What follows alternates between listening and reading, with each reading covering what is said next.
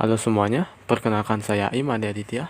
Di sini saya akan menjelaskan program algoritma quicksort, di mana algoritma quicksort adalah algoritma yang digunakan untuk melakukan pengurutan pada data-data, di mana pada program ini quicksort digunakan untuk mengurutkan array yang berisi angka-angka. Nah, lalu bagaimana cara kerja quicksort ini? Quicksort ini bekerja dengan menggunakan beberapa langkah. Pertama, dengan mengambil suatu nilai yang nantinya kita sebut sebagai nilai pivot. Nah, dalam hal ini, nilai pivot yang diambil adalah elemen terakhir pada array-nya. Lalu kemudian, setelah kita tentukan nilai pivotnya, kita kelompokkan nilai yang lebih kecil dari 3, itu kita kelompokkan berada di kiri, sedangkan nilai yang lebih besar dari 3 kita kelompokkan di kanan, sehingga nilai pivot ini akan membagi atau lebih tepatnya menyekat dua bagian array. Kemudian hal tersebut dilakukan pula kembali terus menerus hingga array-nya berhasil terurut. Nah, di dalam program ini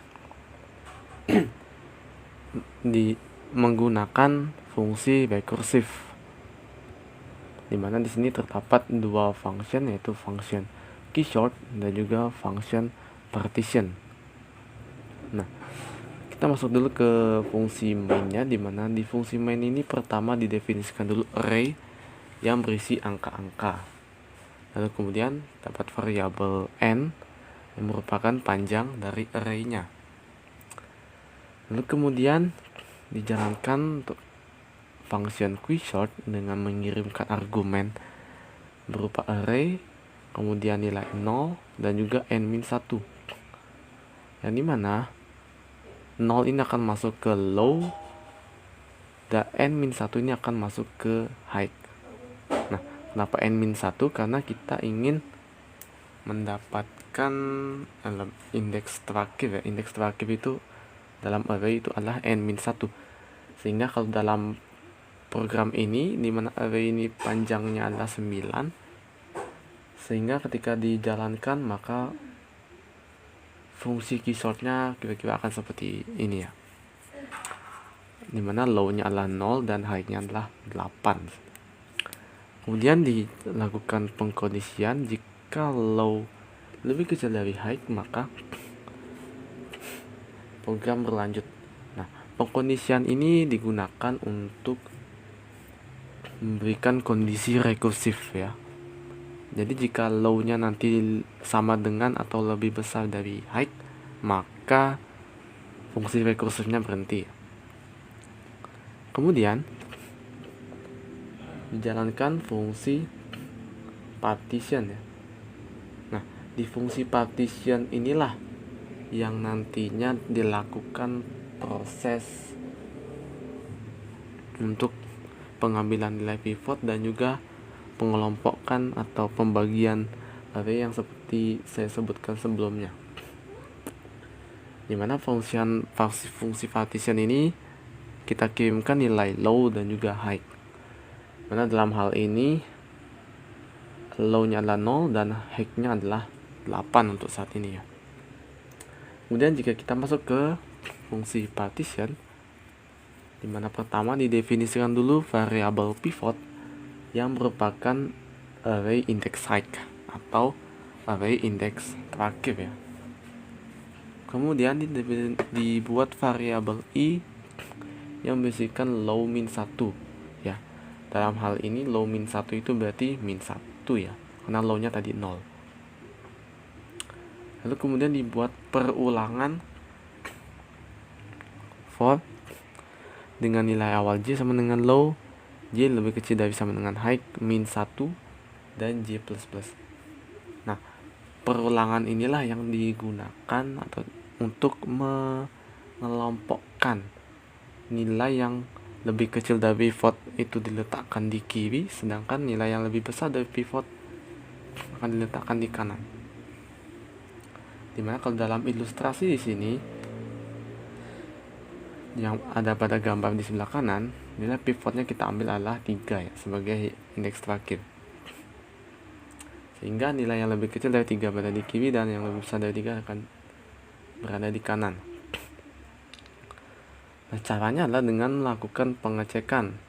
Jika array indeks J, ya, masing-masing array itu lebih kecil dari pivot, maka nilainya akan dipindahkan ke depan. Untuk lebih lanjutnya, saya akan jelaskan berikut ini. Baik, di sini saya akan menjelaskan lebih lanjut, terutama bagaimana proses perulangan ini untuk mengelompokkan bilangan seperti yang tadi saya sebutkan. Oke, dimana kita lakukan perulangan dengan nilai awal J sama dengan 0, J lebih kecil dari sama dengan height min 1 dan J plus. Nah, kenapa height min 1?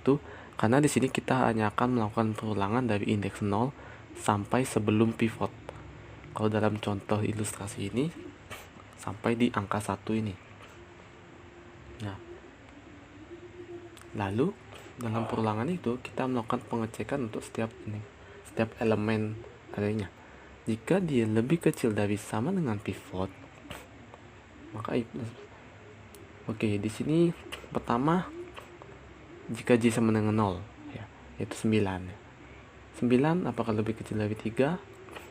Tidak, maka perulangan berlanjut ya. Pertamanya J sama dengan 0. J sama dengan 0. J lebih kecil dari 3? Tidak. Maka kita lanjut ya. Dan ingat I di sini masih bernilai min 1 ya. Karena I adalah sama dengan low min 1 tadi. Lalu kemudian kita lanjut I-nya sama dengan 1 sekarang. J, maaf saya. J sama dengan 1. I-nya masih min 1 ya. J-nya sama dengan 1. Apakah min 3 ini lebih kecil dari 3? Ternyata iya. Nah, jika iya, di sini dilakukan I plus plus ya. I plus plus artinya I sekarang bernilai 0. Kemudian array indeks I dan array indeks J ya, artinya array indeks 0 dan array indeks 1 ya, itu dilakukan penukaran. Sehingga yang min 3 ini posisinya sekarang akan berada di 9. Di 9 ini. Sehingga min 3 ini akan berada di posisi 0. Itu. Kemudian lanjut lagi, sekarang J-nya sama dengan 2. I-nya sama dengan 0 masih ya, 0. 5 lebih kecil dari 3? Tidak, maka lanjut. Kemudian di sini J-nya sama dengan 3 ya. J-nya sama 3, I-nya masih 0. Apakah 2 lebih kecil dari 3 ini? Iya. Maka jika iya, maka I plus plus. Nah, I plus plus berarti I-nya sekarang 1 ya. I-nya artinya di sini ya. I-nya artinya di sini. Sehingga array indeks J dan array indeks I ya, ini dengan ini akan ditukar, sehingga 2 ini akan berada di sini.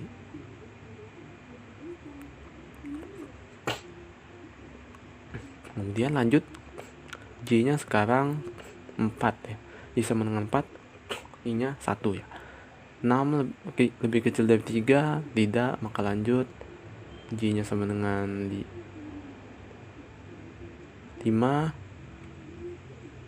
8 ini tidak lebih kecil dari 3, maka lanjut. Kemudian di sini J-nya sekarang 6 ya kan. J sama dengan 6 dan I-nya masih di 1 ya tadi ya. Nah, iya, min 6 lebih kecil dari 3, maka iya, maka sekarang I sama dengan 2 ya, artinya di sini. Sehingga min 6 ini akan pindah posisinya ke sini ya. Maka min 6 ini akan pindah posisinya ke indeks 2 ya. Kemudian lanjut, J nya Kemudian lanjut, 1 lebih kecil dari 3, iya. Maka I-nya bernilai 3, I plus plus ya, I-nya 3, I sama dengan 3, maka 1 ini akan pindah ke sini. Sehingga akan didapatkan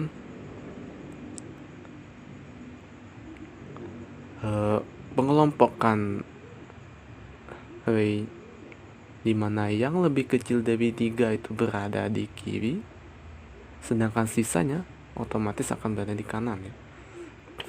Nah, dimana di sini I-nya sekarang, maka pengelompokannya sudah selesai.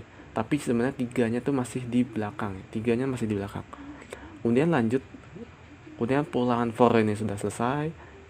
Kemudian kita lanjut ke sini ya. Kita lanjut ke sini. Nah, di sini kita dilakukan penukaran array index I plus 1 dengan array index high. Array index high itu adalah array index terakhir alias pivotnya ya, ini. Kemudian array index high ini akan ditukar posisinya dengan I plus 1. Tadi I nya adalah 3 ya, maka I plus 1 adalah 4. Maka 3 ini akan pindah ke sini, sehingga ya 3 ini akan pindah ke sini, ke swap. Maka 3 akan berada di tengah-tengah sebagai penyekat dari dua bagian array ini ya, yang lebih kecil dari 3 di kiri, yang lebih besar dari 3 itu di kanan. Nah, kemudian function ini mereturn I plus 1 ya, itu 4.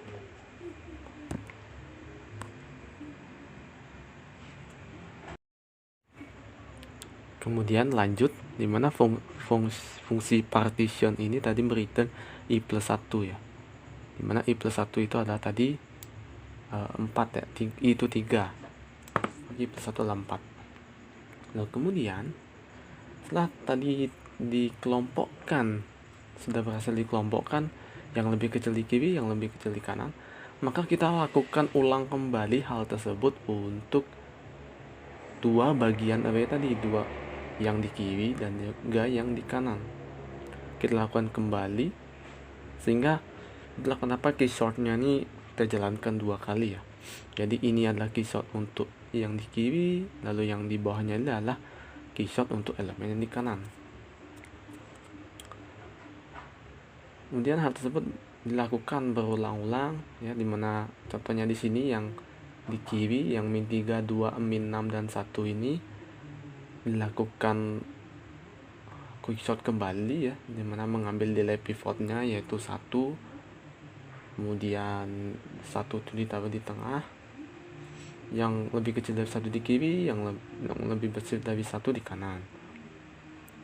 Kemudian min 3 dan min 6 hasilnya juga dilakukan quicksort kembali, sehingga hasil akhirnya adalah didapatkan array yang benar-benar terurut ya, dimana hasilnya adalah, kalau dalam contoh ilustrasi ini adalah min 6, min 3, 1, 2, 3, 5, 6, 8, dan 9.